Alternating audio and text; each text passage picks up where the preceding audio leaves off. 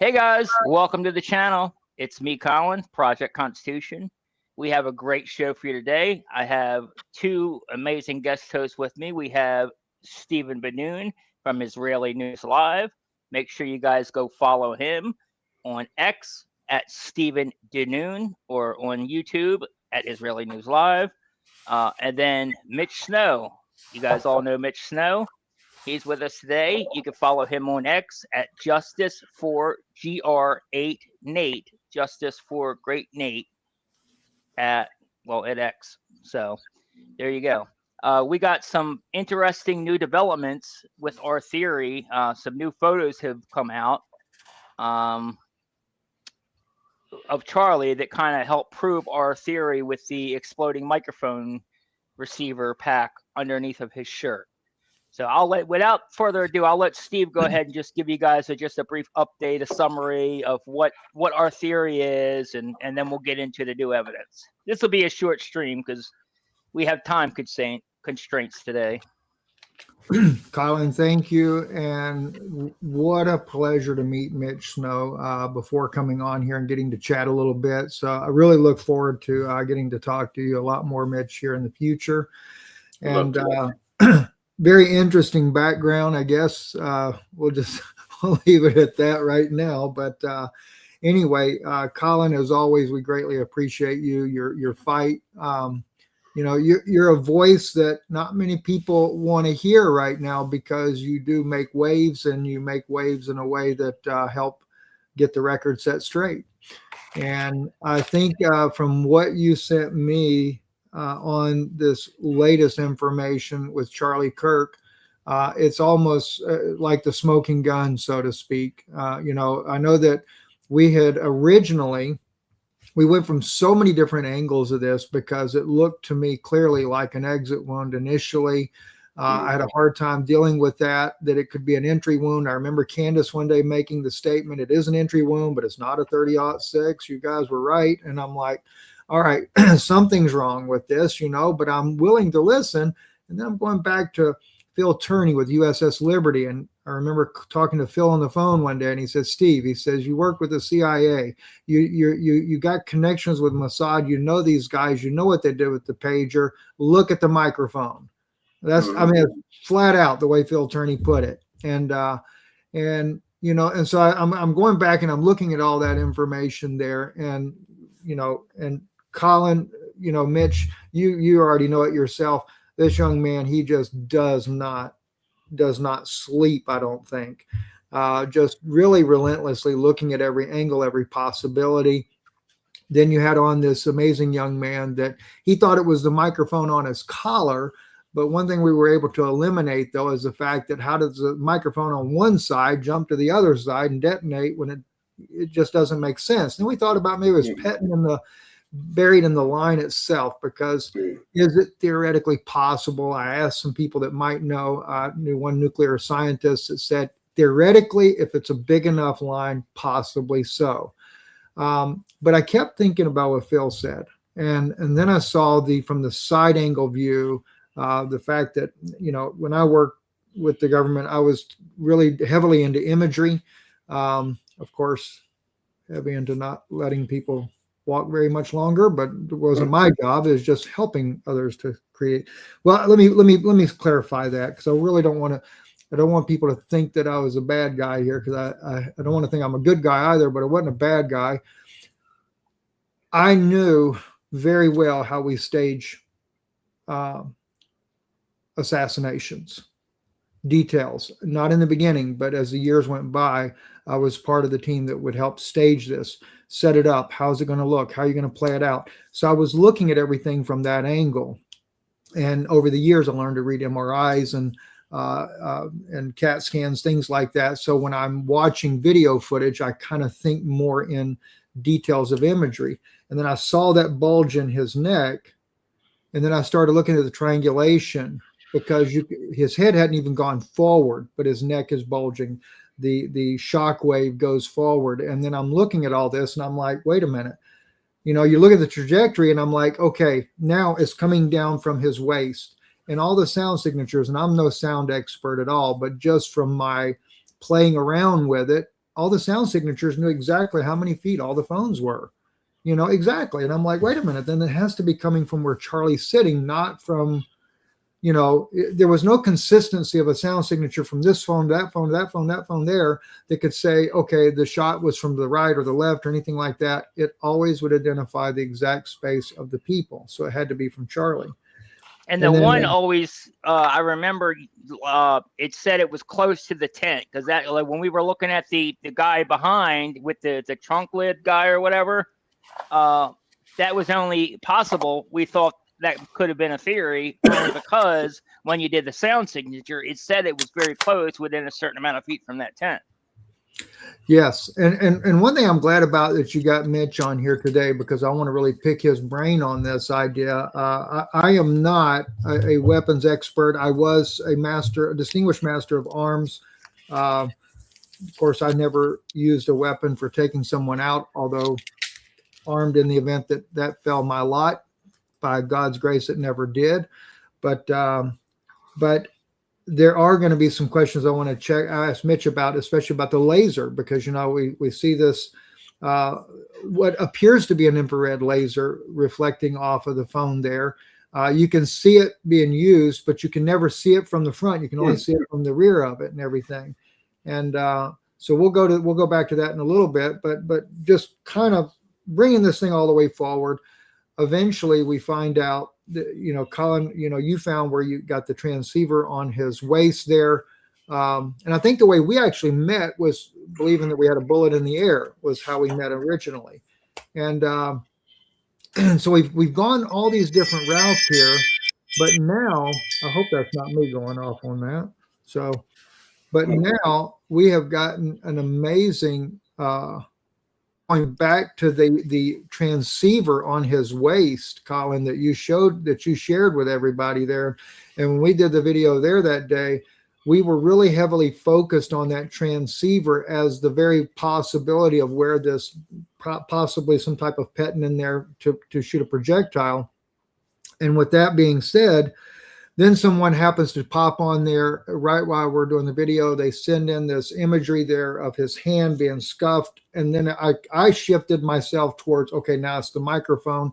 And we did the video together about that. It must be the microphone. But now you have more evidence that's bringing us right back to that transceiver pack there. So that's just kind of, in a nutshell overview, is my dyslexic version of events. And as far as the laser goes, I still think it's in play. I think there would definitely, we know for a fact that there was a high-powered rifle, a supersonic rifle round that was fired. Without a doubt, there was a supersonic rifle that was fired. Now, I don't know whether it shot blanks. I don't know whether it shot at something else besides Charlie. I don't know if it shot at Charlie and missed. I just know it didn't hit Charlie, and there was one fired. Well, so that would bring me to my question for Mitch. Here'd be the question for Mitch then. And Mitch, in trying to understand, all right, if there is I know that you can have a designated spotter, let's say if you're using a drone or something like that can pin it, then the drone can pick up the laser signal and do a firing in that type. That's where this really kind of went initially. Allegedly, and I'm just using the AI, so I have to admit it's not like some intelligent part of brain saying I know this, because I don't. But allegedly, there's a possibility that a laser can actually trigger. It could be used as a triggering device for a peton explosive. Is that possible theoretically or no?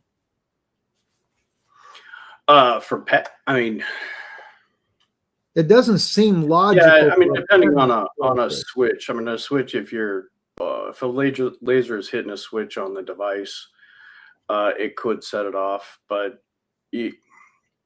probably not. I would have to say maybe not likely. And the reason why is the projectile, the more things that you have to put on the projectile, it has to travel with.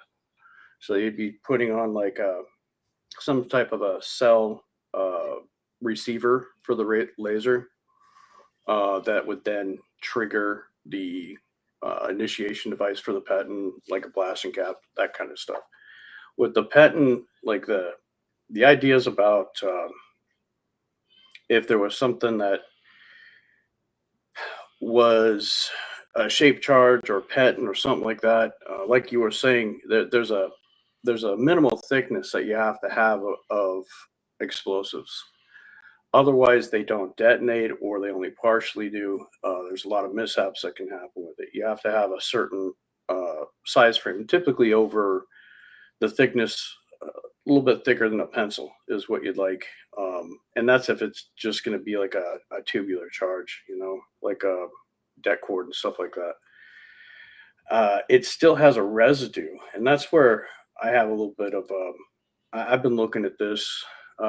I wasn't paying attention in the beginning a whole lot, other than the fact that they said it was a 30-06, and I looked at that wound. I don't even think I looked at the wound. Like, I didn't want to watch, that kind of stuff for a while. But when you look at that wound, there's no. I've shot 30-06s since I was, 4 or 5 years old. There's a lot of kick to those things, and yeah, they're built to actually put holes through quite a bit of material, and that's their purpose. You want to, you don't want them roaming around the animal, because that will ruin the meat and the whole purpose of hunting. So you want something that will go straight through the heart, straight through a neck, straight through a cranium, and create a clear hole. And you don't want lead left inside the animal. It's a hunting rifle. Unlike with military rifles and tumbling rounds, where they tumble and then they wander around the body, creating a whole bunch of soft tissue damage. You don't want that with a 30-06. So for them to say it was a 30-06, me and everybody else looked at that and said, well, that's a bunch of BS, because a 30-06 would have gone, straight through them like butter at that distance, that angle. It wouldn't have been a competition at all. So once you eliminate that this was a large caliber 30-06 rifle that caused the bullet to go into his neck to kill him, then you have to start looking at, well, what did? What's the evidence of what actually caused the injury, and can we replicate that?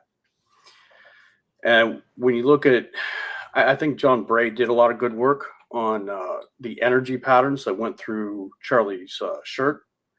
And of course, there was a lot of people that were wondering about Charlie Kirk's necklace, that it flew up, and what caused it to do it.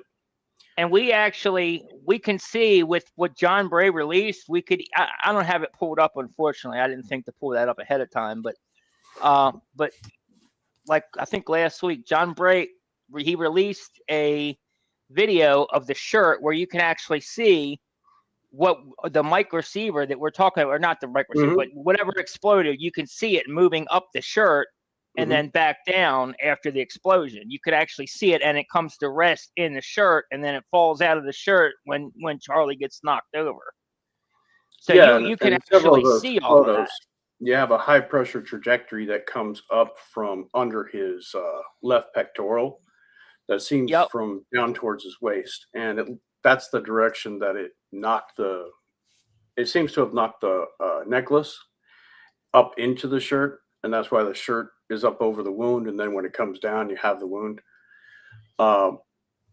That's like the main, that's the main energy projectile that seems to be going up, and the excess. You can see the air right here underneath underneath the shirt sleeve there. You can definitely see it. Yeah. So a couple of things that are really telling about this to me is when you have the air coming out of his sleeves, you have the air coming out of his shirt, both front and back, and we know that it's air. We know that it's which way it's traveling because of the hair on the back of his neck. It stands straight up, so we know it's coming upward and out. And at the very same time that you have that on the outside of his body, on the inside of his body, in those frames, you have his neck expanding to almost twice its size. you know, I think it was meant. It probably could have almost decapitated him. Um, that's probably why why we're still looking at this, is because something got botched. You know, you brought Yeah. up a very interesting point, Mitch, and I'm sorry, Colin. Let me just throw this in here real quick. My wife does a lot of work on the 7 Noahide laws on her Substack, especially, and this is what nearly got her killed.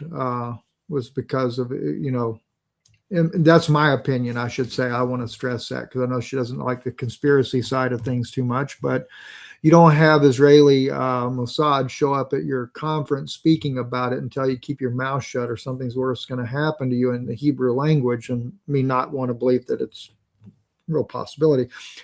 Point though I want to make here though is that when she saw Charlie get shot and she saw the information, this was long afterwards. She was looking at all the different things as I would cover it with Colin and how that Charlie was starting to wake up to Zionist things Candace put out, etc. And she said that was a Noahide execution. She said that's meant to show they were trying to decapitate this man, because that is the punishment for violating the 7 Noahide laws. So I just thought that was interesting that you made that comment. And I agree with that. And to Mitch's point, I think it was botched. I think that they definitely intended for it to either hit his chest or to decapitate him one way or the other. What I think happened, they did not intend for it to go into his neck. Absolutely not. That screwed up their entire narrative, everything they planned, because they wanted it to look like a gunshot. They were planning on a 30-06 and saying that it would just either blew his head off or just went straight through, whatever. And I actually think the necklace, because we know how the necklace moved or whatever, I think that the necklace is the reason why things got malfunctioned. I think whatever projected upward hit that necklace and got deflected somehow, and that's what caused it to go in the wrong potentially. I mean, that's something that I've been mulling over. I think it definitely it got hit by whatever the projectile was before it went into the neck, and it got ping pong balled into his shirt. It broke, and that matches all the kinetics that we can see on the shirt that are happening at that time. What we don't see, like with the and God bless John Bray and all the work he's done, but I do disagree with him on this point, is the microphone that is on Charlie's right pack, basically, and the theory of it could be a shape charge patent that shoots a battery into his neck at that angle. And the problem with that is you're still dealing with trying to do a projectile. It's going to have a back kick, and there's nothing on the video showing that microphone got kicked backward in the opposite direction at all. And if it did, the magnet is not strong enough to hold it. It would have blown up. Yeah, it would have completely blown all over the place. So there was, before looking at anything on his waistline, I wasn't aware that there was until you brought it up. I was thinking that there was possibly some type of pneumatic strap, that the microphone was a casing for a CO2 cartridge or something, that there might have been tubing that looked like a microphone that was strapped up under his shirt somewhere, and that would have had the angle to do all these things. But with what you found, no, this completely changes all that. And what you pointed out, because he had a device that's right in line with the trajectory of everything. We don't have to go looking farther. Exactly. And as we were saying, the one photo I showed, let me pull it up again. This photo here, you could see that he clearly has something under his shirt attached to his belt. Well, you can see the wire, and that is the Colin, coming right off of it. It's like a lapel mic transceiver is what it is. yeah, exactly. That's the receiver for the microphone. That's exactly what it is for the Rode wireless microphone. That's the receiver for it. So that is what originally led us down this path. And then what the new thing is we have some new pictures that have come out here, which we'll pull this up. Sorry about the blood, guys, but it's kind of necessary here, unfortunately. You know, I don't show it unless it's necessary, but this is necessary to what we're talking about, so I have to. But and this is, I'm just showing this because this is the larger picture, just so you know where I got it from. But you can't Can really you zoom see it in here on too the well. stomach area? Yeah, I'm going to. Okay. So there you go. So when you zoom in on that picture I just showed you, right, the same spot under his shirt where you could see that bulge where the microphone receiver was, there is a like a burn mark, whether it be, I don't know if it's a rug burn mark or whether it's a actual burn mark. That's a bruising from impact is what that is. Or yeah, or it could, exactly. But yeah, so that's right, and it's got two. It has two. You had two different points. There's two different marks there, which as Mitch, I'll let Mitch tell you what he thinks, but that actually looks like it was attached to his belt, and maybe and that's what the. I'm gonna try and blow this up here. The marks there. So yeah, there's a better. There was one of these that was a slightly clearer picture because that blotch there that's right on his belly, you know, just above, it's actually two clear marks, and it looks, you know, initially looking at it, it looks like chafe marks. It looks like it could be chafe, it could be bruising of the device when it fires off. You're going to have you know, the backfire effect in 180 degrees, and it's going to shove that right back down into his waistband. And the belts that they use, the clips, if I remember, I sent you a picture of one there, Colin. I don't know if you have that or not, but the shape of those, they have a little indentation, and then they sort of skip back toward the body, and it's for the clip to actually be able to grip inside the belt. But that little lip on the outside is actually, they tend to be, you know, they're not razor sharp or anything, but if they scrape at a high speed, what you're going to end up with is something that looks like a chafing burn. It's not necessarily, it'll look like a burn. It sort of gets treated that way medically too, but it's basically like the skin got ripped. There is one point I'd like to make about that is that's a huge bloody scene there. And you can tell that there's a lot of blood coming out of the left side of his neck and up around this area, and guys have blood on their arms and whatnot. And somebody might say, well, that is probably just transfer of blood to his waistband. But it's two very distinct, like finger marks almost. And you could possibly say that. However, then you have to try and explain, you know, and I don't mean to make this funny, but yet you'd have to ask, what part of trauma medicine for a neck wound do these guys start sticking their hands down Charlie Kirk's pants to check his crotch area? You know, it wouldn't make any sense. He's got a neck wound and you're sticking your hands down his pants to make that transfer. It wouldn't make any sense. So I definitely believe that was some type of the device's clip, and it just got pushed back down into his onto his belt snug when it fired off, and caused. Yeah, I agree with that, and I couldn't find the picture that you sent me. But here's another one.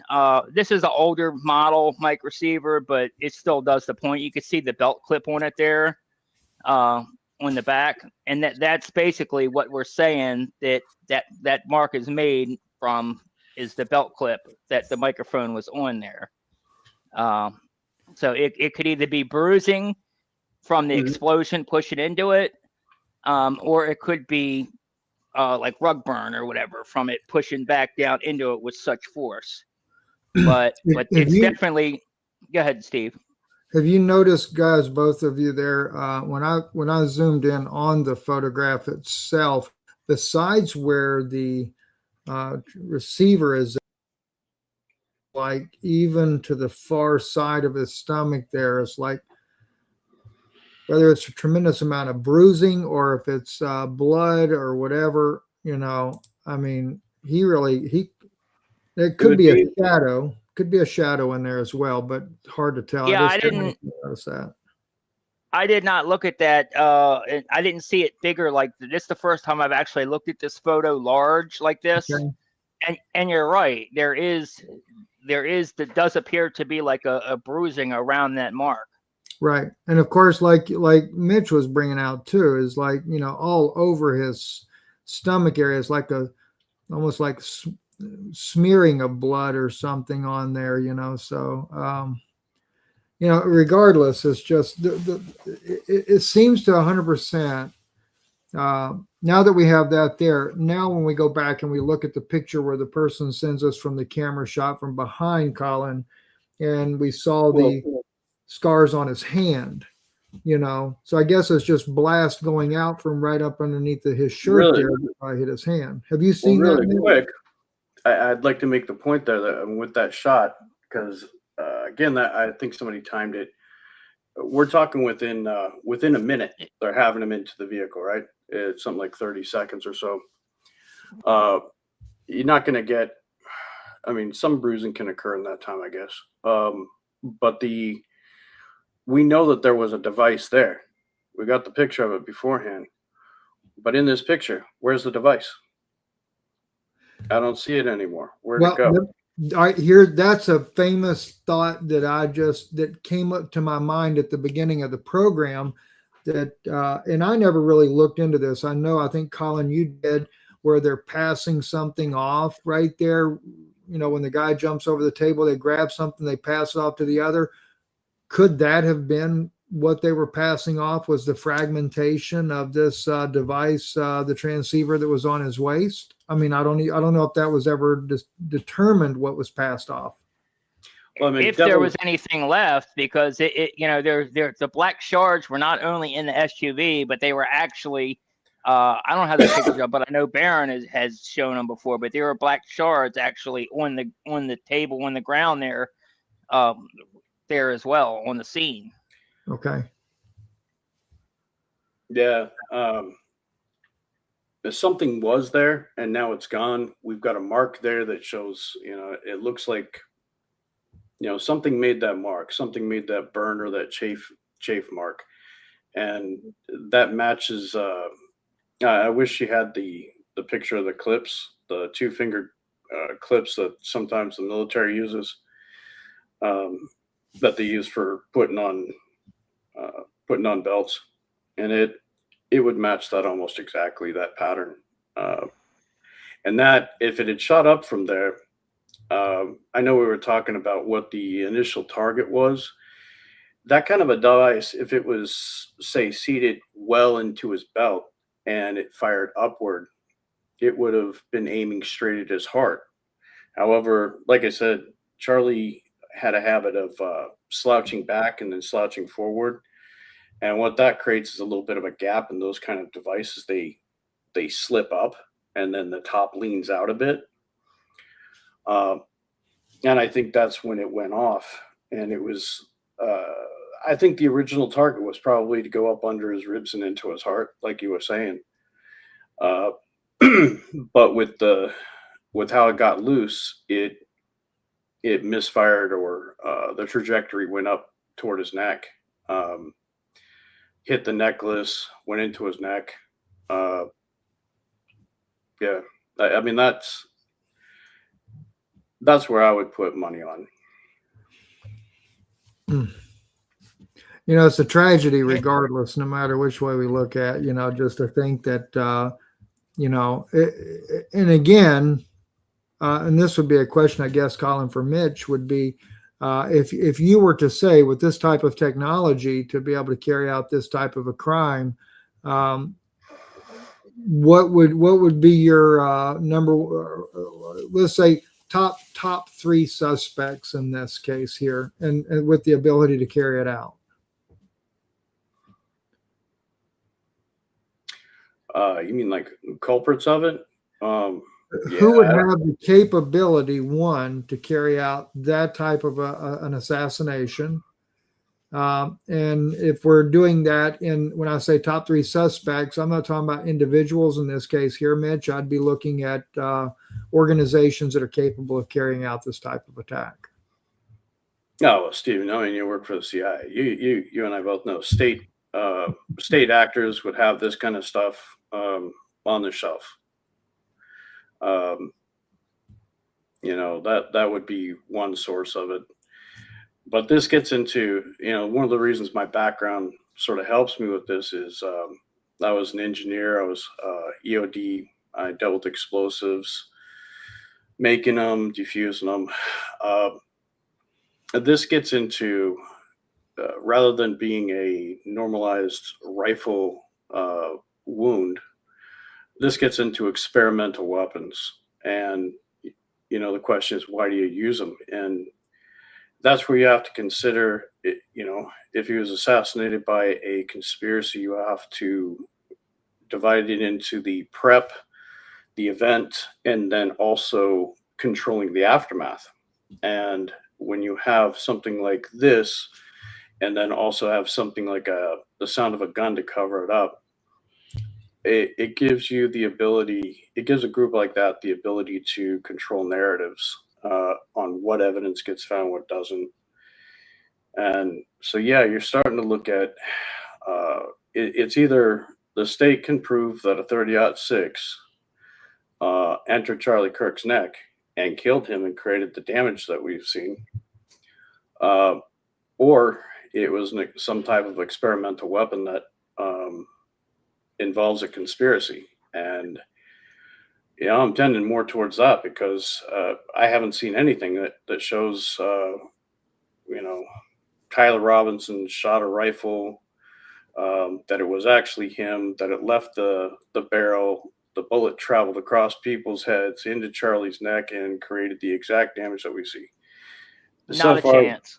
There hasn't been any leg of that has been shown to be proven by the state or anybody else. So it's really strange. And the gun that they found, by the way, they did not found that the ATF lied in the report. The ATF lied in the report. They say that that the spent shell casing was found at the scene, and it wasn't. Okay, number one, it wasn't a spent shell casing. It was I guess you could call it that maybe, but it was just an unfired casing. Or already fired shell casing. But it wasn't found at the scene. It was a bolt action rifle, and it was found in the rifle. And the rifle was found in the woods near a chicken coop off campus. So it was not, they can't link that rifle on. And another thing is the rifle wasn't fired either, because otherwise all the dogs, the bomb dogs, the drug dogs, they would have found it. They would have sensed it. They're trained to do that. They can go they can detect that stuff for miles. And you guys would probably, especially Mitch, with you being explosive, you would probably know more about that. But there's no way, if that gun was fired, and it was there, the dogs would have smelt it. They would have seen it. They would have found it. Correct? Yeah. From what I've heard about those dogs, they were award-winning dogs. They've been through the area, I think, twice. Those type of dogs, as well as cadaver dogs, they can smell a scent from, sometimes miles away, to track something down.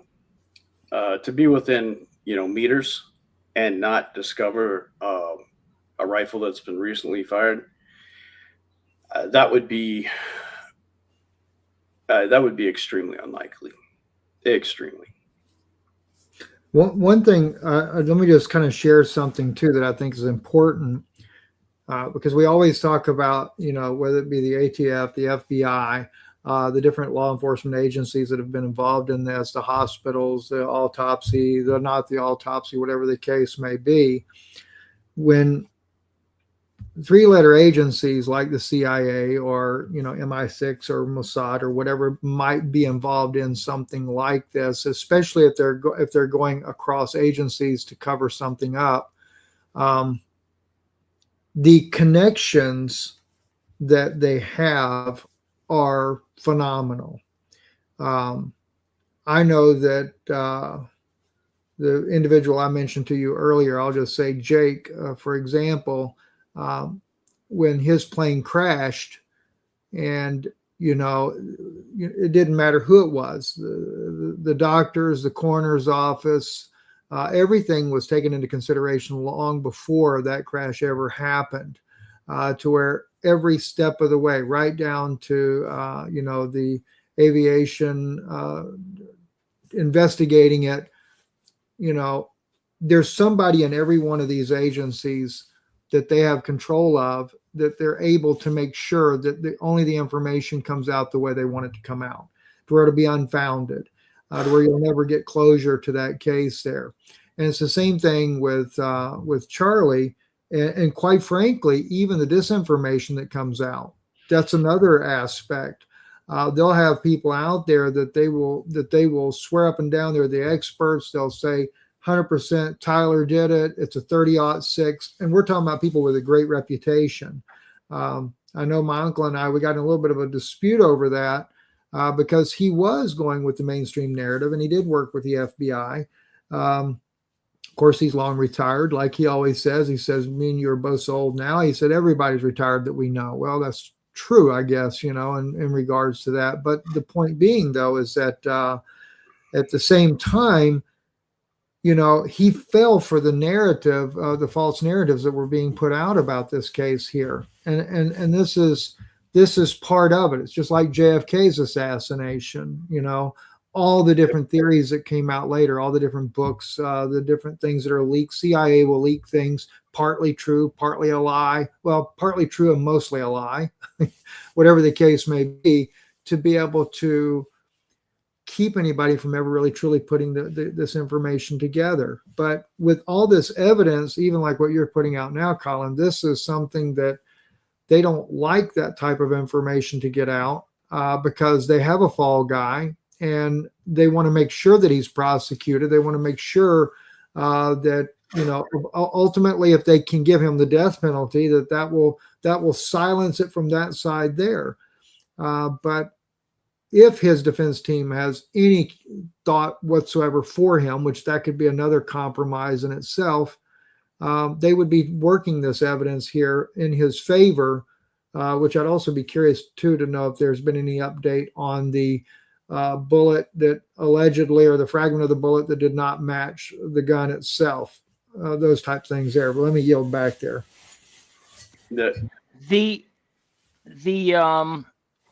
As far as the disinformation, you're absolutely correct.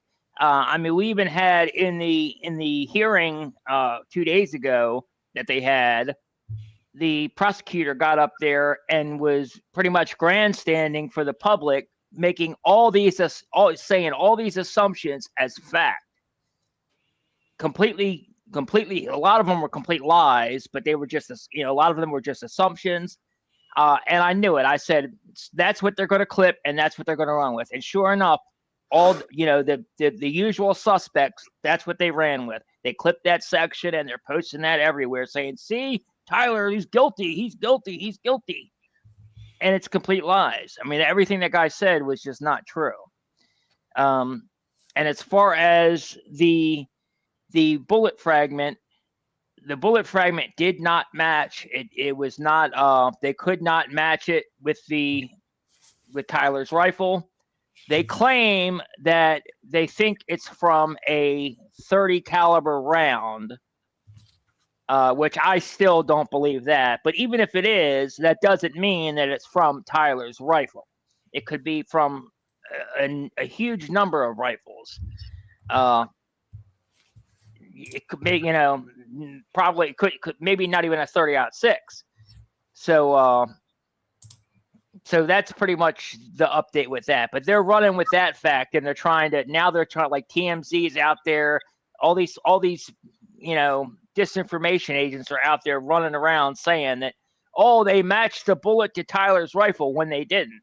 It was inconclusive. Yeah, I'd like to jump in here for a sec because there's a couple things. I think what the public and I think what everybody really started triggering on when I look back on things is this habit of prosecutions, especially in high-profile cases like this. They start with a narrative, they nab their guy, and they're going to pin it to him. And they're cherry-picking evidence, and they're excluding the rest of the bodies of evidence that contradict their story. And with a real investigation, you want to investigate, get as much information as possible, and then from that create a narrative that makes sense to a jury, which is us, the public. And what we're seeing is they already had what seems to, very quickly within hours, they had this narrative. They had this guy. It was going to be this way and done. And anybody else who even questions it, they've been very aggressive on the internet, paying shills and others to aggressively attack anyone who counters this narrative that was obviously not well constructed, and it's not based upon evidence that we already know is out there and refutes their narrative. So it creates this obvious distrust. Something's going on here, and then we see the court processes that are going on. They're not natural. That's not normal. This is not a normal case. This isn't. They're not letting him defend himself, properly. Along with the fact that the judge involved, this is the first case he's ever tried. There's so many exceptional things going on here to push this one narrative and to try to push this guy through. To include, Erica Kirk has an attorney that's basically going to be a second prosecutor. To try and push things through quicker before the defense even can analyze evidence. They want to destroy the last bit of, by the way, you're asking about the fragments, what I read. To be able to prove that it's even a bullet fragment, they want to destroy the last fragments that exist. They want to destroy the last bit of evidence in order to, try and arbitrarily say that this was a bullet. And they don't even want to give the defense wants to at least look at it first. They want to take pictures of it. They want to watch the testing, and they've denied all of it. So they want to destroy the only last piece of evidence that they have of that fragment, and to try to do these tests, which are probably rigged anyway. But they want to destroy the last piece of evidence, and without the defense ever getting to see it whatsoever to even prove that it's a real fragment, that it really came out of his neck, that it's really a bullet fragment at all, and not just a piece of, metal or something, or shard from the microphone explosion. They don't even want to provide the documented, homework for how they came to their conclusions. You just have to accept, just take our word on it. We learned they haven't even given the rifle the defense hasn't even had access to the rifle yet at all. The ATF still has the rifle. They still have the matter of fact, the ATF hadn't even handed over the reports for the analysis for the fragment in the first place. They haven't even handed that over to them. Yeah, so all of this goes into that after, like I said, if something like this were to be planned, you're going to have planning phases, an event, and then of course the control of the aftermath. And what we're witnessing is this constellation of controlled aftermath and false narratives that are going on. And I think with modern day, internet podcasting, independent investigators, and how quickly everybody is transferring and showing information, that's a new monster that they've been up against. This isn't the first type of case where, prosecutions have tried to railroad people. So I think this is a new monster, though, when it gets this much attention and you've got this many eyes on it. I think they're really struggling to try and figure out, how to control that. And that's sort of what we see, especially their reactions. Yeah, I agree. They're making it up as they go. It seems like they're reacting. I really think they expected us all to just buy up the 30-06 narrative. But when Candace, when they revealed, she was able to get a hold of that back footage, I think that changed everything, because then they're like, oh crap, that's not going to work anymore. And from that point on, I think it's like they've been playing catch up. They've been constantly correcting, changing the story, tweaking it here, there. They're making things up as they go to try to get ahead of it, because you're right. They haven't, they've never dealt with this before. They've never had, a public that's so insatiable for information, that's so involved in the case, that we're doing better work than the FBI is, Go ahead, Steve. Yeah. Well, one of the things that I was thinking about on this, and I know that there has been a lot of comparison even to JFK's assassination in this case here, but the thing is we have the overwhelming evidence of cell phones and people and eyewitnesses and things like that have really helped us, where we didn't have as much of that during Kennedy's assassination. But just to show you how much they work on covering those things up, there was a man by the name of Mr. Kelly who was on the Warren Commission, and I actually worked with him later in life. And back during the time when I was working with the CIA, I worked with him. He worked in an office where, as I would come in to do my reporting and things like that from out of the field, I would always bump into him.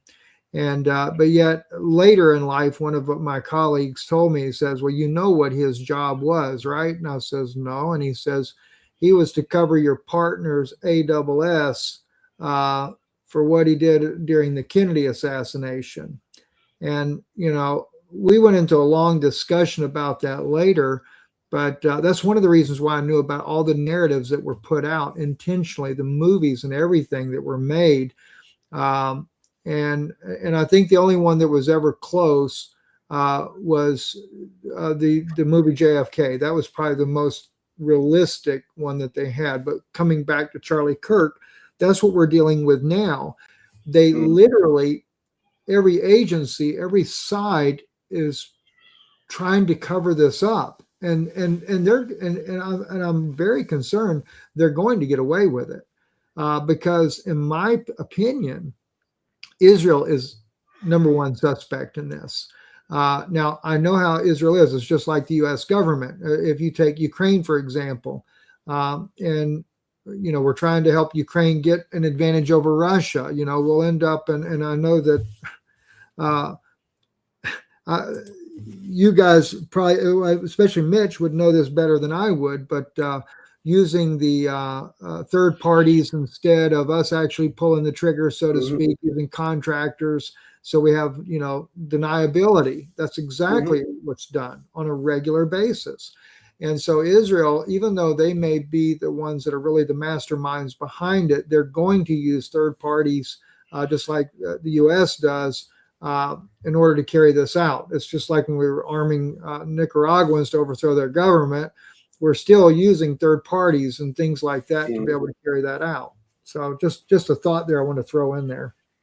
And Candace proved it with the it was just a couple weeks ago when she revealed that article where a whole bunch of Freemasons that were also legionnaires in the French infantry or whatever, that they actually just got arrested and busted for homicide for running a hit squad on behalf of, they were trying to kill some Assad agents. And Candace revealed that on her show. And that proves everything that she's been saying. That proves the hit on her, how, everybody was trying to laugh it off like it wasn't real. No, it is real. That's what they do. That's how they operate. All these countries, they scratch each other's backs, You do our hits, we'll do your hits, Well, that's exactly what's going. With Candace, I'd already, and I guess it's safe to say now because we know some of the things that have transpired since then. But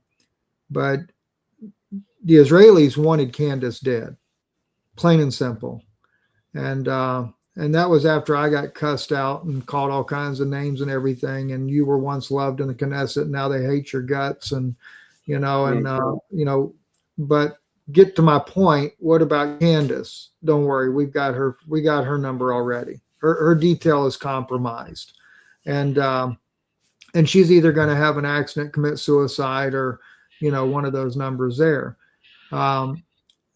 They don't play games. They don't, and but the big.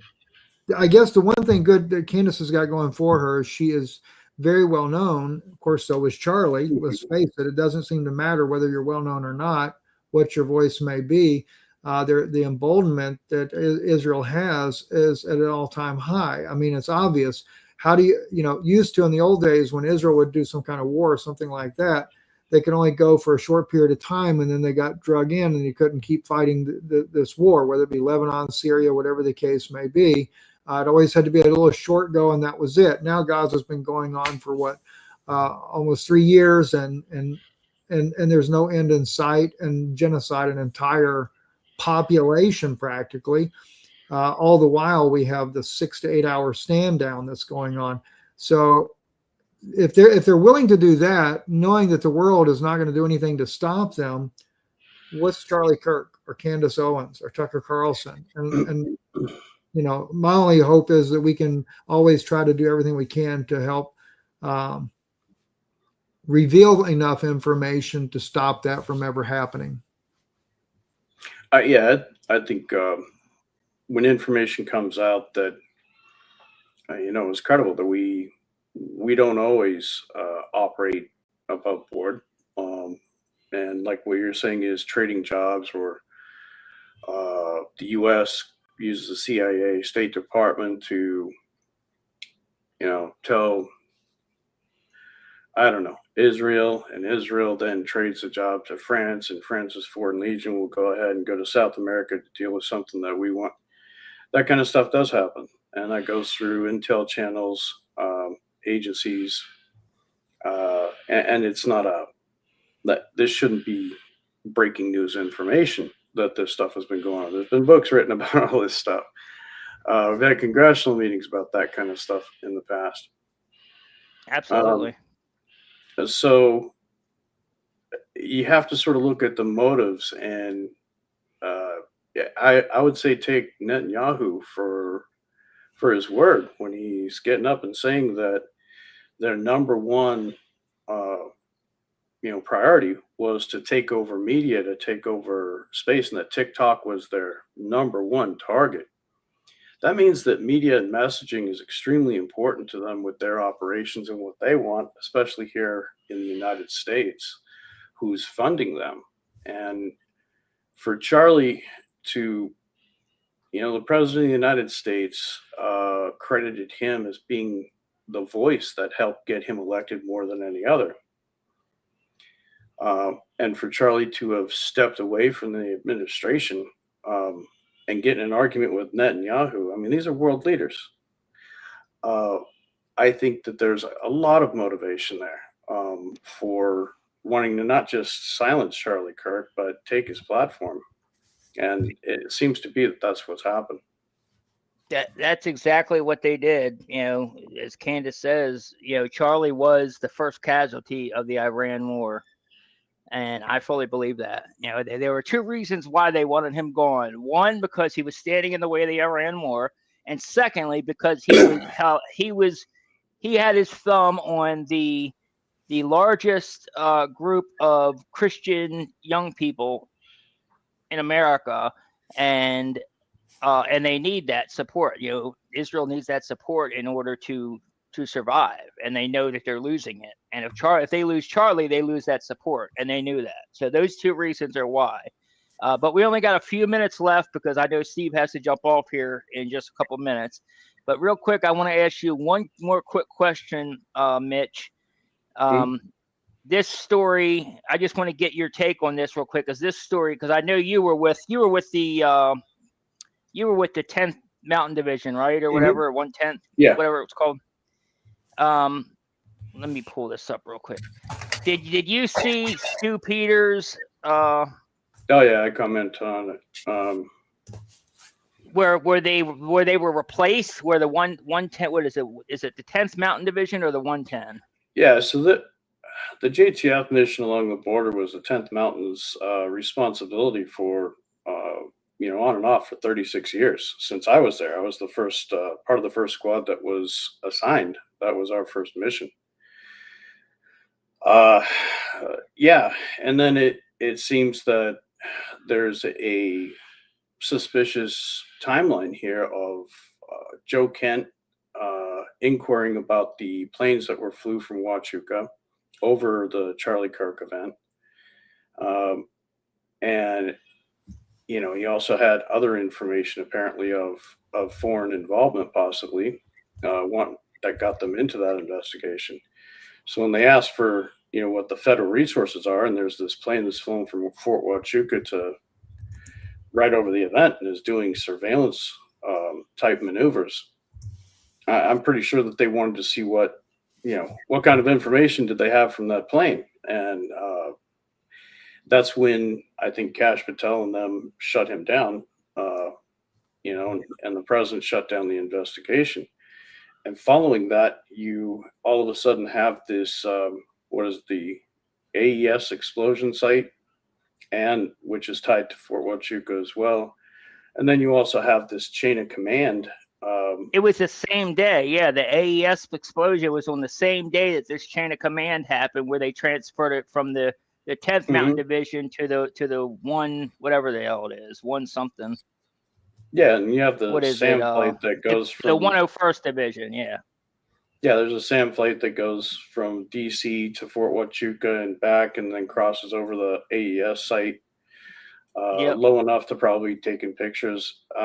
Yeah, when you change a command in the Army, that's especially one that's been there for 36 years that they say has done a good job, and you sort of do it,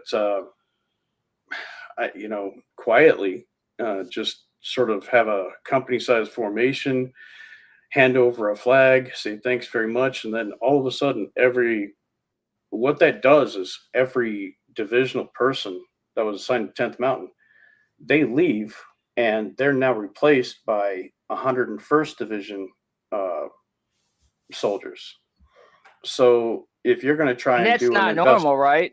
That's not something that normally happens. That they would, unless they were trying to cover something up, like Stu said. Is that your take on it? The timing is a little bit suspicious, yeah, and it's. Units do change over, obviously, but they usually do it with, presidential citations, some awards, some recognition. This got, sort of done lickety split. 10th Mountain personnel are out of there, and what that does, right after somebody's trying to investigate something from Fort Huachuca, now you don't have the personnel. Let's say if an investigation is coming, eventually, you don't have the personnel that are still there, that were there during these events that they want to inspect about. They're going to have to go hunt them down all over the place. And now with two military actions and war in Iraq, trying to find. And then with it'll be pretty impossible. Yeah, the other thing is they had them sign a 10-year NDA or whatever. That's unusual. Or is it 10 or 20 years? I think it might have been 20 years actually. But that's super unusual in my opinion. You would know better because you've been in the military, but that definitely sounds unusual to me. Yeah, NDAs aren't necessarily in special forces, military intelligence, classified stuff. They're not completely unusual. So I don't know. Given the sensitivity of this event and the interest in investigating it, yeah, I'm sure that they crack down on the troops really quick. Yeah, that can mess up your retirement as well.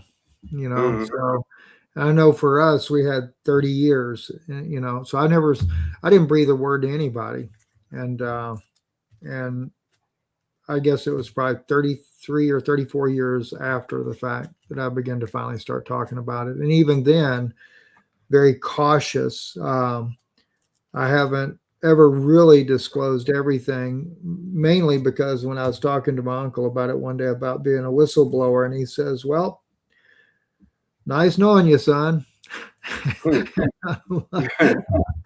Thanks a lot, Uncle Wes. Thanks a lot. He says, "Well, son," he said, "listen, there's some families that you would affect that are in power that are not going to like what you got to say very much. So," he said, "just keep that in mind." He says, "and they normally, you know how it goes, they start with your family and work their way backwards until they get to you last."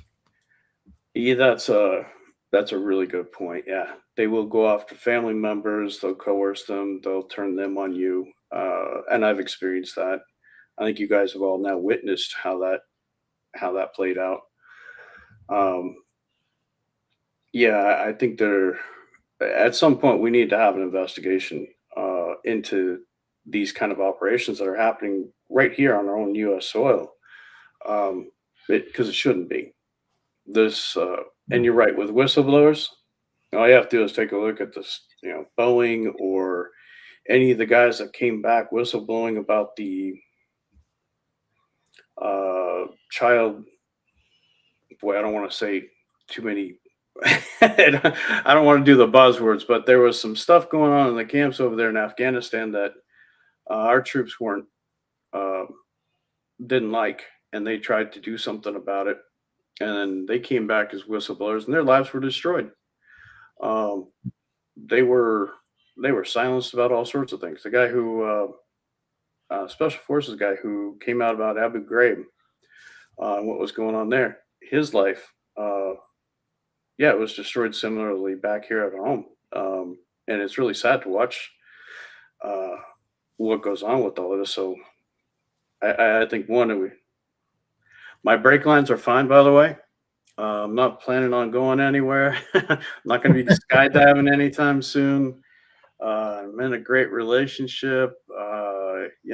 I've got plans for the future.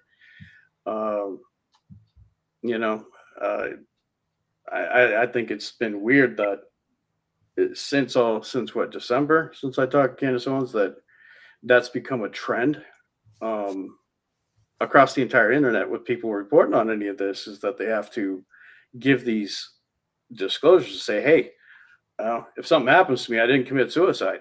I've never seen that before in our history. Why are we so afraid?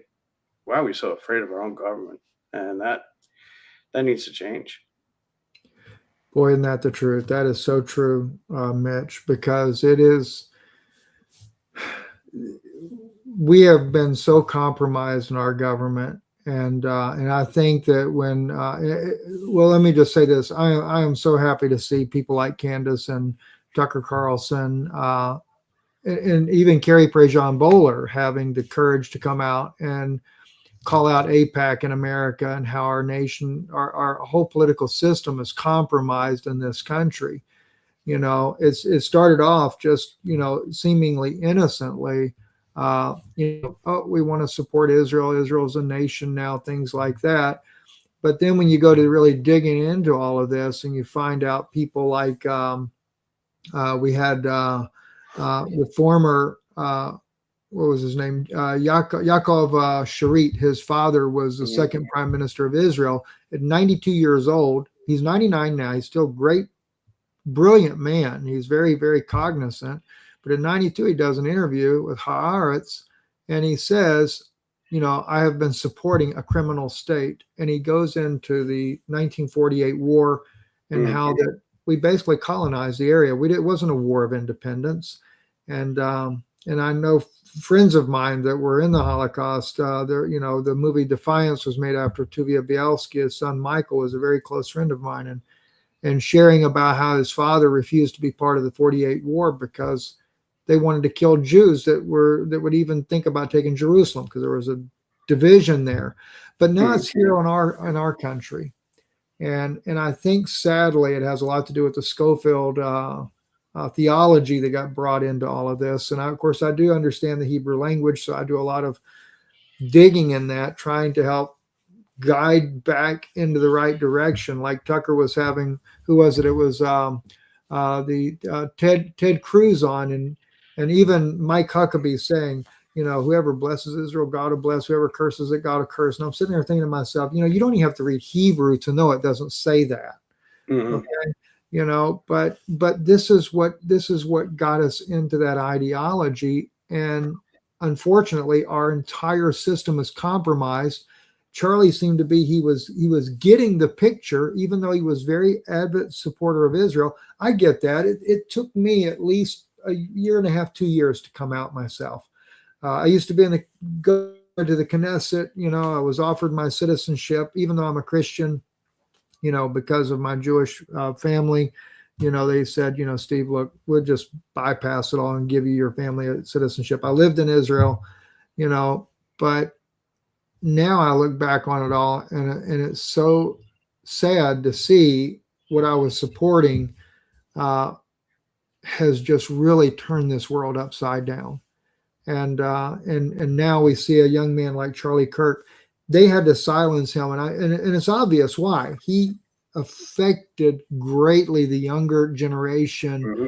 in the political arena, and they could not have him turn on Israel, even if it's not fully, but just start challenging that narrative. And so they're going to shut him up as a result of that. And if they did it to Charlie, this is why, Candace or Tucker, whether they try to ruin them financially or whether they try to ruin their reputation, set them up.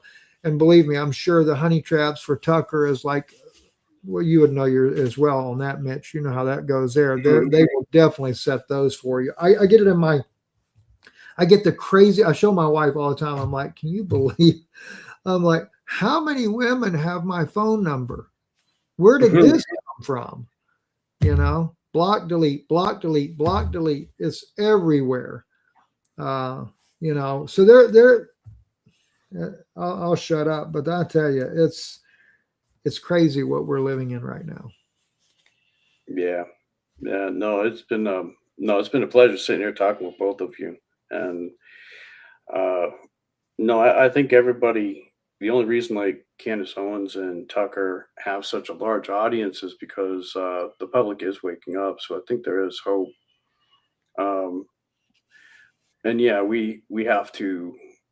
I think we have to realize our fear when we're all like, having to give disclaimers that we're not going to commit suicide. I think that's a real sign that we've all been gaslit for a very long time. I think we have generations of kids now that have, I've spoken to many of them, and they're just tired of being lied to. They've been lied to their whole life. Everything is false. Everything is fake, and they want something real. And yeah, we're in this very dangerous time, and here we are. We're going to wars to avoid releasing Epstein files, because there's a lot of people that believe that, and there's a lot of good reason to believe that that's true. There's a lot of truth in that, absolutely. Yeah, and that's it's very scary, and we need to vote better. I've tried to get one young lady, actually two young women, but one specifically that has remained silent, was paid off to be silent. Just so happens to be that a friend of mine knows her, and she's made accusations that she was 14 years old when she was on Epstein Island. But her hatred was more for Ghislaine Maxwell for, tricking them into believing that they were going to be someone, only to take them out to this island. And there's people in power right now that she accuses of being the person that did this to her. Yeah, there's and it's not that it's not credible. I mean, these are FBI files that they've all collected on this stuff. It's not it's not necessarily hearsay to say that you can just blow it off. It deserves proper investigation. We have, 800,000 kids going disappearing in this country every single year. It's a huge problem.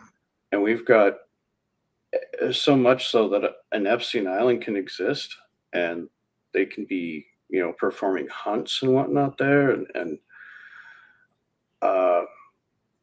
we've got no investigation. There's nobody going to jail for that. That something's wrong. Something's wrong all the way. Something's rotten, really deeply rotten. Exactly. And we got, they won't even hand over all the files. They're breaking the law. Congress has mandated them to release all the files. They still have not released all the files. And even the ones they released, they broke the law on them as well, because they were only supposed to redact victim names. That's it. And what did they do? They redacted all the predators' names and all Trump's name and all Trump's friends' names and all, the elite people. Like, they redacted anything that would incriminate them, and that completely against what the law was, what they passed. I'll tell you something that I was very careful about how I spoke about this when it was given to me, but my Iranian contact, who I've known for years, he was supportive of his country's leaders being overthrown until it actually happened. And then he said his own family was being killed in the process, and then he was against it. But all the years that he and I have collaborated and breaking information that goes on in the Middle East, from General Soleimani, his movements, his meetings, etc.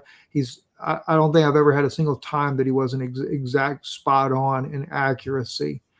And he calls me not long ago, and we were having a discussion, and he says, Steve, he said, I've never steered you wrong. I've never, that. He said, never intentionally. I'd never told you anything that was not true.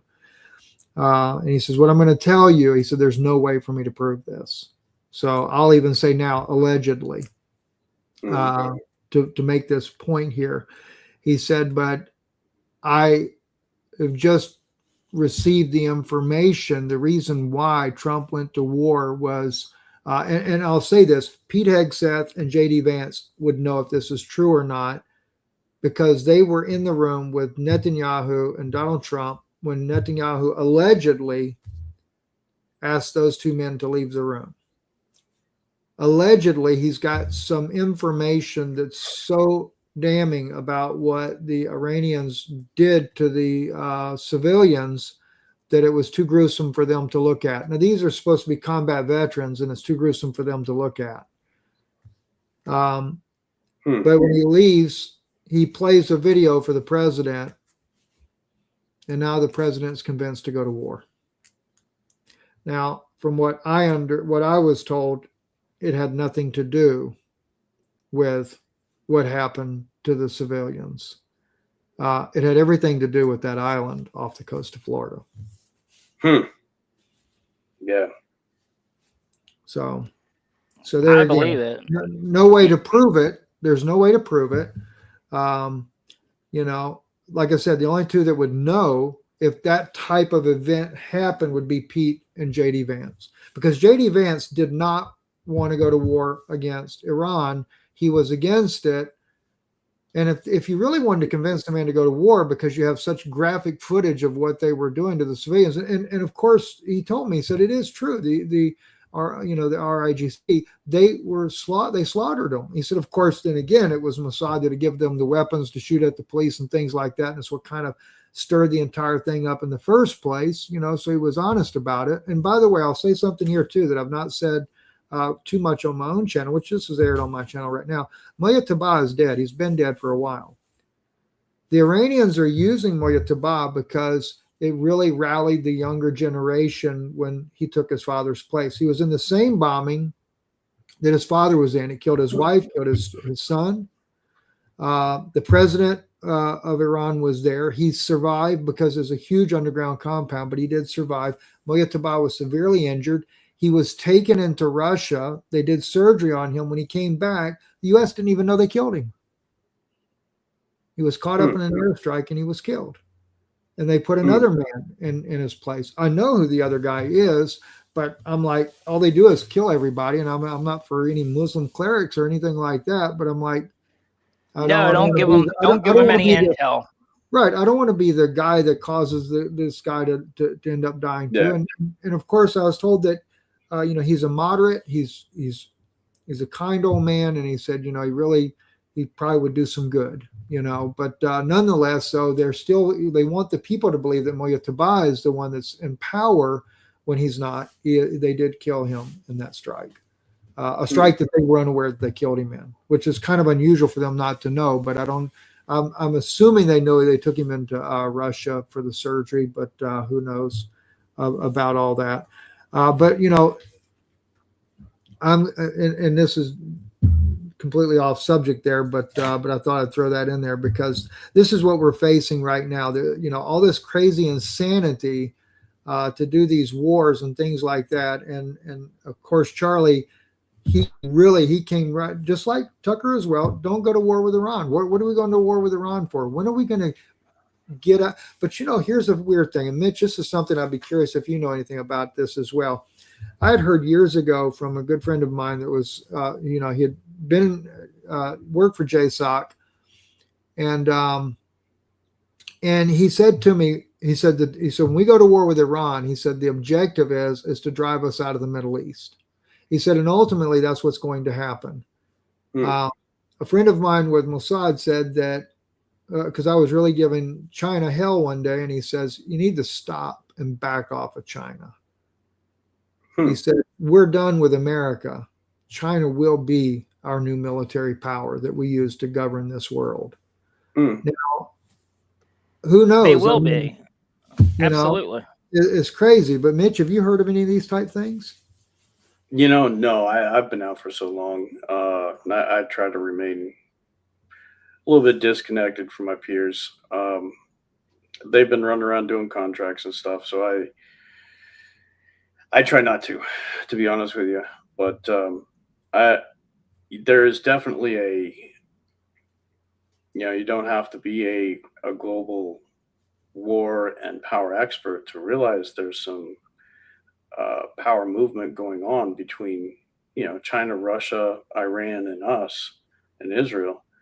There's some big there's some big boulders moving around, and we're on the precipice of something, and hopefully some of the minds that are involved can figure out how to calm it down and bring the heat down, bring us back to some stability. I sure hope so as well. That would really be great. So, yeah. What do you guys think of them trying to soft launch Erica Kirk as the for 2028 Kirk Vance? They're trying to soft launch her campaign at the Build the Red Wall event. If that happens, JD would be divorced. What else? I mean, I don't know. Oh, yeah. Well, let me put it this way here. It'd probably be a sure. Well, I don't know. I would want to say that they would not get elected, but you never know nowadays. I mean, normally, as the old saying goes, we know who's going to be the president. Normally, at least a decade in advance. Not unless they cheat. Yeah. So Trump. They knew Trump was going to be president. I think it was in, what was it, 1999 or 1992? I forget what year they knew he was going to be president. And he was supposed to run 2 terms consecutively, but that didn't go so well. But maybe it was because they weren't really, I don't know what the deal is on that. Supposedly this all began back at the time with Ronald Reagan. Ronald Reagan wasn't supposed to be president. But when they saw that he was going to get in, that became a big problem. And so they, from what I was told, that they came to him and they said, look, we know that you're going to most likely win the election. And you're going to take George H.W. Bush to be your vice president. He says, I don't want George H.W. Bush to be my vice president. And so they told him, they said, well, then you'll have a very short lifespan. Figure that one out, right? Yeah. They're all puppets. We've lived during some interesting times, haven't we, Stephen? We've seen a lot. Yeah. Definitely get my phone number from Colin. I will. Yeah, I'll reach out to you tonight. And I will not, I promise I will not commit suicide either. Yeah. Check your brake Yeah. lines. Everybody got air in their tires. I told you they've been tracking me. I know for a fact they've been tracking me. I've seen cars tailing me. I've seen the Wi-Fi. I know they're tracking me because I see a Wi-Fi pop up near me when I'm not near anybody else's Wi-Fi. Yeah, you're on a big piece of property. I've been taking some precautions, about that. You got to check, got to be careful. I mean, I'm not scared to die by any means, but you gotta be careful. You got to take precautions, and luckily Steve gave me some tips on that, so I've been taking his advice on some of that. It's always wise to be aware of your surroundings and never keep a routine. Exactly. So very good advice. One more thing. I guess this is something that I released back when it first came out, back I think September, not long after the actual assassination. But this is that projectile that we saw between Charlie's legs. Remember that we talked about this at one point, Steve? Yes. Okay. I'll just replay it again real quick so people can remind them real quick before we talk about it.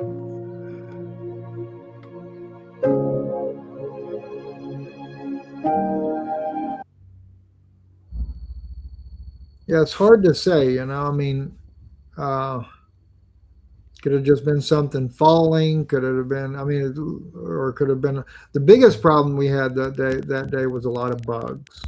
And it just is so easy for something like that to appear. But even like what you're showing there, that was because when I looked at the bulge in his neck and I was trying to figure a trajectory, it seemed to be closer to fit that particular spot there. But now that you have the stomach, it's clearly could be the other way. And the other thing is too, you can't tell from the way the spine bulges there in his neck from that side view angle and know for certain whether, where that impact was to his spinal cord when it hit there. It's just not possible. You don't know if it's upper, lower, or whatever. So that all changes trajectory. And just like what Mitch had brought out earlier, depending on how he was slouched at the time, he was leaning back. Obviously, he was leaning back, which would be more consistent with that type. And then too, fragmentation can ricochet inside the body, just depending on what it hits when it goes in. Things like that. I mean, I've seen a few people get shot before. Always, though, normally with some pretty nasty bullets, but did a lot of damage. But anyway, I don't know. The telling thing though is hold on a second. Here's the thing though. When I first looked at this, when we first looked at it, we thought that this was going downward. Yeah. Because we remember we had found the two projectiles behind him. We caught them on frame behind him. And therefore we thought that it was going downward. It was, I guess, in line with that, or maybe, from the one behind. Remember, we saw the one that bounced off looked like a shell casing bouncing off the tent or whatever. Right. But looking at it now, I actually believe that it's going upward, not downward.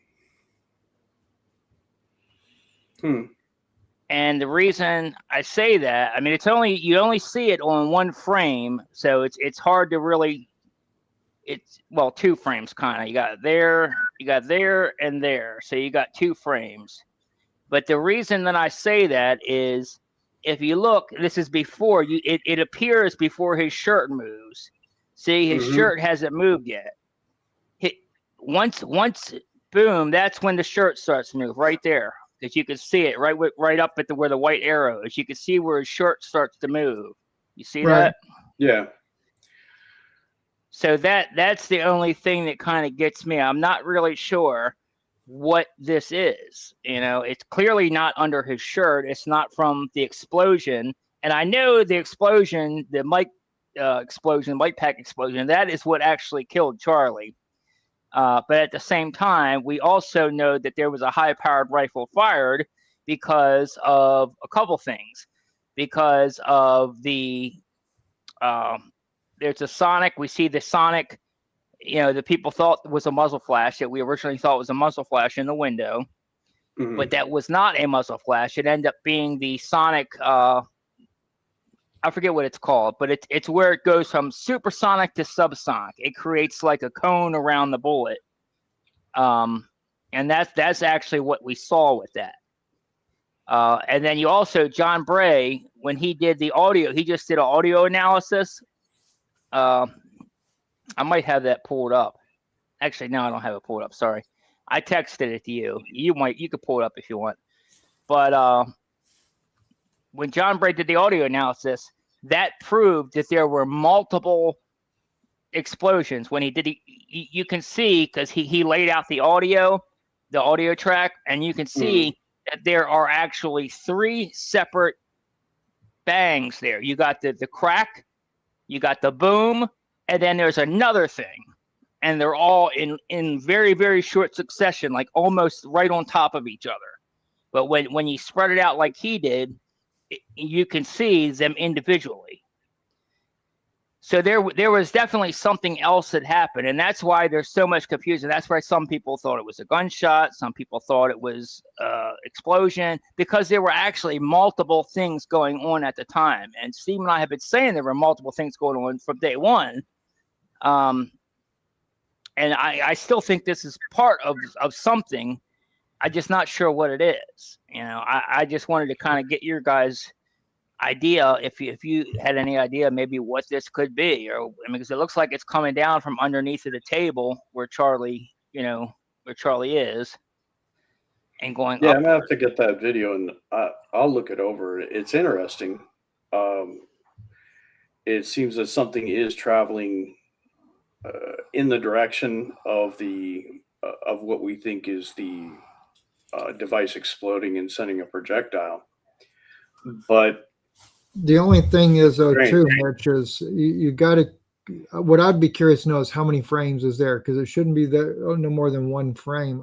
In reality, not with a bullet anyway.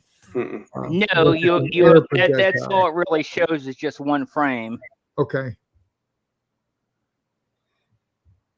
So everything's crazy, as I know that, and but seeing the bruise on his stomach or whatever that is, it's like he got smacked like crap. That's just too crazy. That is just absolutely crazy, right? Yeah, like I said, I mean, playing devil's advocate, if you want to explain it away that that's just blood smear from somebody's fingers. Well, what part of trauma medicine for a neck wound do you stuff your fingers down the crotch of a patient? Yeah. It makes no sense, Oh, it's definitely not blood. There's no way that's blood. It's 100% that's not blood. Well, the other point too is the symmetrics. You're pretty straight line across the top.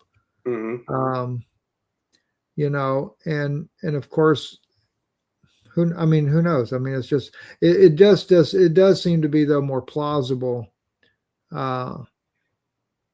especially given some of the information we've been looking at. So everything seems to be centered around him, though, regardless of which way we go.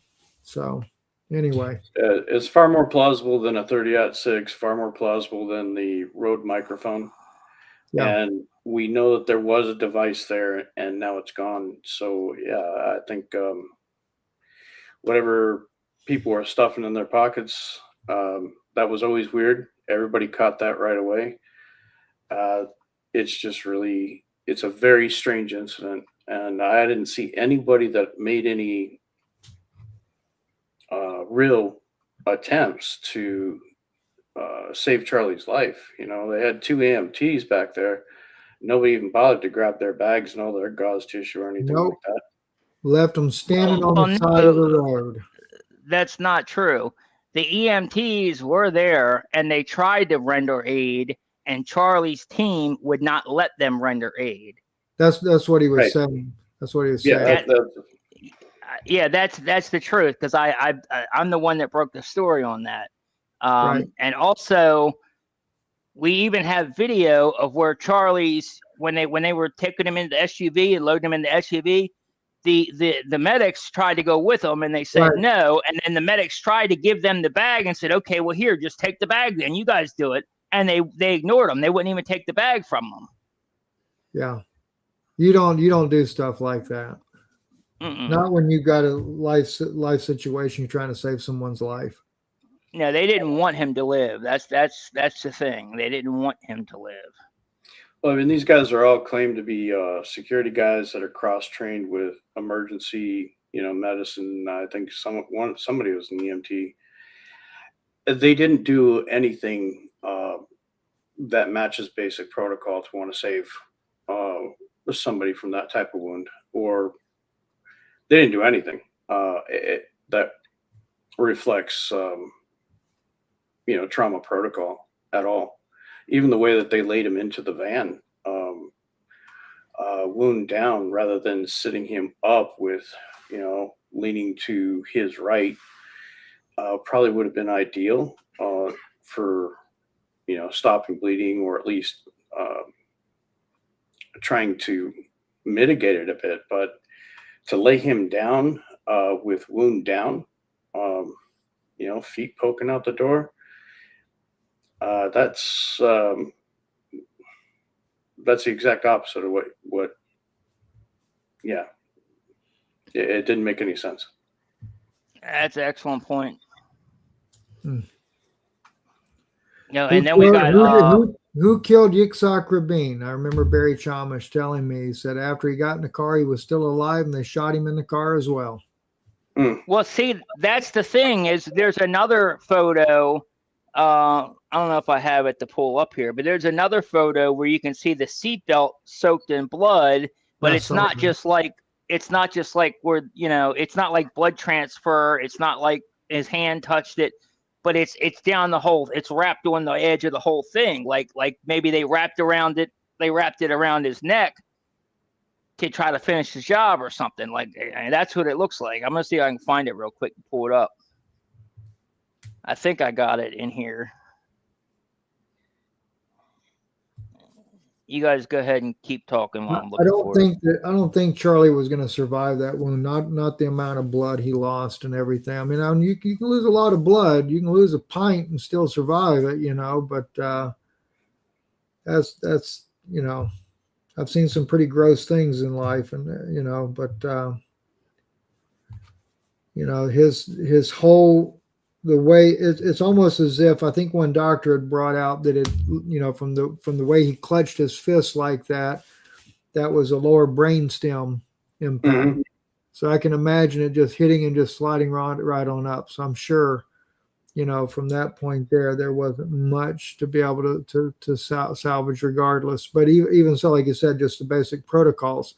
I remember back when I first did these type first aid things, is so dadgum long ago. We didn't do a lot of things you do today, but if you had a severed artery, we'd make an attempt to hold the artery together, mm-hmm. Until you get them to a hospital.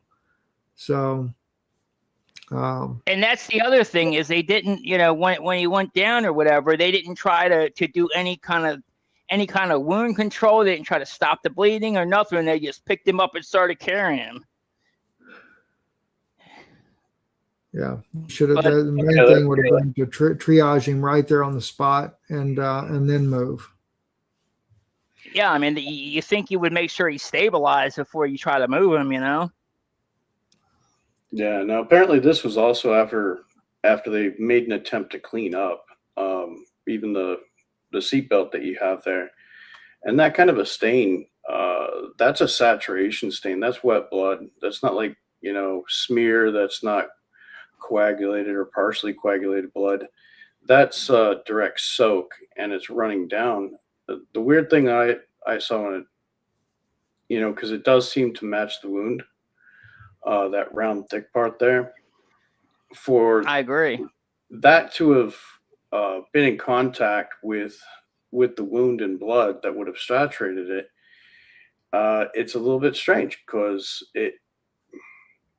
because that's the seat in front of him. So you would have had to have grabbed that, wrapped that around the back of his head, and then back around his neck. Maybe devil's advocate, maybe it's a makeshift way that they were trying to, I don't know, tourniquet or cover up the wound. Yeah, do the tourniquet. Make sure you don't get no blood to your head, buddy. I don't know. That's what some people were saying, but that would be a horrible thing to do. I mean, if you have a wound to the head, you don't want to cut the circulation off to your head, No, there's no. Could be though for compression. I mean, like you said, maybe for compression. It could be compression. But you'd have to. It means that seatbelt was wrapped around the back of his head and then back under, for it to have this kind of a drip display that goes from the wound that way. That means that belt may have been around his neck, and that's very concerning. That's peculiar. Yeah, I don't think I've ever seen that in any kind of trauma protocol at all. Jeez. Aye. Well, weird. Colin, hey brother, I've certainly appreciated being on with you guys tonight, though, for sure. And it's an honor. Yeah, it's been a great show. Thank you for joining me, both you guys. We pretty much talk what we want to talk anyway. The rest of the time we were kind of just bullshitting anyway. So, yeah, we'll do it again sometime. I appreciate both you guys coming on. Absolutely. Everybody make sure you follow both these guys and subscribe. You can follow Steve. He goes by Stephen Denoon on X. You can follow him there. You can also follow him. He has a YouTube channel at Israeli News Live. You can follow him there. Also follow Mitch Snow here. You can follow him at Justice for Great 8, which is Great Justice Nate. for Great 8 Nate. Sorry, Justice for Great 8 Nate, which is at Justice, then the letter 4, GR8, and then Nate. So follow. Yep. So follow both these guys. They're out here. They're doing good work. Good friends of mine. And yeah, you guys got any last words or anything? No, it's an absolute honor meeting Stephen and being on your show there, Colin. Thank you so much. Likewise, so much. We appreciate you, Colin, tremendously, and so good to meet you as well, Mitch. So, Colin, if you would send me his link there too, and that way I can get connected over there with him. By the way, for those that wonder about Stephen Denoon, when I first wrote books about 12, 13, maybe 15 years ago, I wrote under the pen name of Denoon. I don't know why I decided to do that. Stupidity, who knows? But anyway, that's when I was a good Zionist. So first 2 books I ever wrote are under that pen name. And so, but Denoon is my actual name. Maybe this next book I'll write, we're using my real name instead of my pen name. All right. Guys, well, thank you so much. It's also, like I said, pleasure. It's always a pleasure streaming with you, Steve. It's a pleasure actually seeing you face to face and having you on the channel as well, Mitch. So thank you very much for coming on. And I think it was a great show. So I appreciate it. Thank you all for watching us, and we will see you on the next one. Sounds good.